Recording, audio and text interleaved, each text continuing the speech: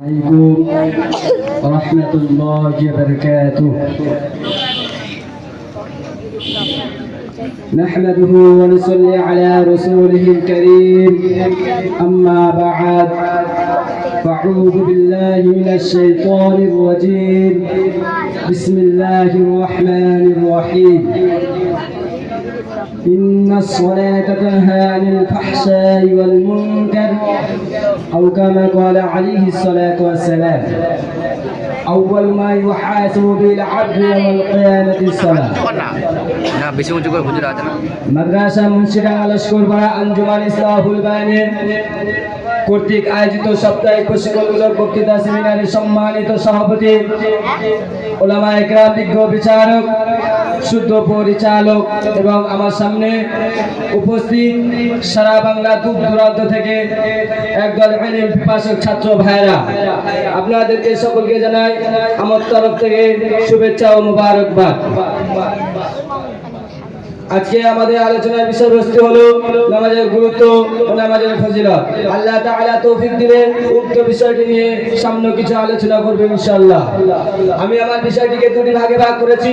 Number 1 নামাজের গুরুত্ব, number 2 নামাজের ফজিলত। তো চলুন প্রথমে নামাজের গুরুত্ব নিয়ে জেনে নেওয়া যাক। মুহাতারাম হাজিরিন, ঈমানের পর সবথেকে গুরুত্বপূর্ণ আমল হচ্ছে নামাজ। আর পবিত্র কোরআন শরীফের মধ্যে আল্লাহ তাআলা একবার নয়, দুইবার নয়, তিনবার নয়, 82 বার নামাজের কথা উল্লেখ করেছে। প্রিয় উপস্থিতি, আল্লাহ তাআলা জিন ও ইনসানকে সৃষ্টি করে দর্দহীন ভাষায় ঘোষণা করে বলেন, হাফিজু আলাস সালাওয়াতি ওয়াস সালাতিল উসতা, তোমরা সমস্ত নামাজের প্রতি যত্নবান হও। অর্থাৎ মধ্যবর্তী নামাজের কথা বলা হচ্ছে এবং আসরের নামাজ। আর একটি আয়াতের মধ্যে বলা হয়েছে, ওয়া আকিমুস সালাত ওয়া আতুস যাকাত, তোমরা নামাজ আদায় করো, যাকাত দাও। প্রিয় উপস্থিতি, ইসলামের ভিত্তি রাখা হয়েছে 5টি স্তম্ভের উপরে। 5টির মধ্যে একটি স্তম্ভ হলো নামাজ। হাদিস শরীফে বর্ণিত আছে, ইফতাহুল জান্নাতুস সালাহ, নামাজ হচ্ছে জান্নাতের চাবি।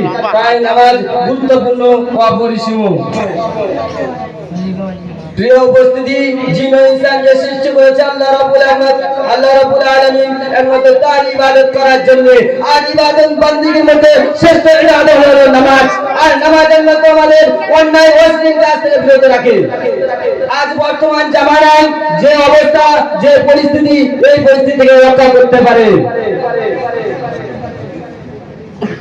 এই পরিস্থিতি থেকে রক্ষা করতে পারে। সুতরাং নবী করিম সাল্লাল্লাহু আলাইহি ওয়াসাল্লাম থেকে নিয়ে সাহাবায়ে কেরাম রাদিয়াল্লাহু তাআলা আনহু পর্যন্ত যখন কোনো অসুবিধার মধ্যে পড়ে যেতেন, তারা সাথে সাথে নামাজের মধ্যে দাঁড়িয়ে যেতেন। সুতরাং যেমন একটি চাবি ছাড়া তালা খোলা অসম্ভব, তেমন নামাজ ছাড়া জান্নাতের দরজা খোলা অসম্ভব। দ্বিতীয় হলো নামাজের ফজিলত।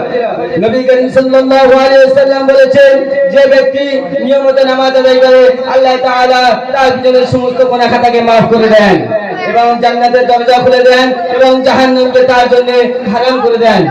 শুধু তাই নয়, প্রিয় উপস্থিতি, নবী করিম সাল্লাল্লাহু আলাইহি ওয়াসাল্লাম বলেন, যে ব্যক্তি নিয়মিত নামাজ আদায় করে, আল্লাহ তাআলা তার জন্য 5টি পুরস্কার দেন। নাম্বার 1, রিজিকের অভাব দূর করে দেন। নাম্বার 2, কবরের আযাব maaf করে দেন। নাম্বার 3, জানাজা আমল নামা দেওয়া হবে। নাম্বার 4, ফুলসিরাত বিদ্যুৎ গতিতে পার করে দেবেন। নাম্বার 5, বিনা হিসেবে জান্নাত দেবেন।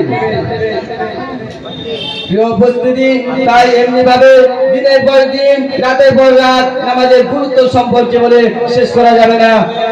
আমি তাই পরিশেষে বলতে চাই, চলুন আমরা পূর্ণ খুশি ও একগ্রতার সাথে নামাজ আদায় করব।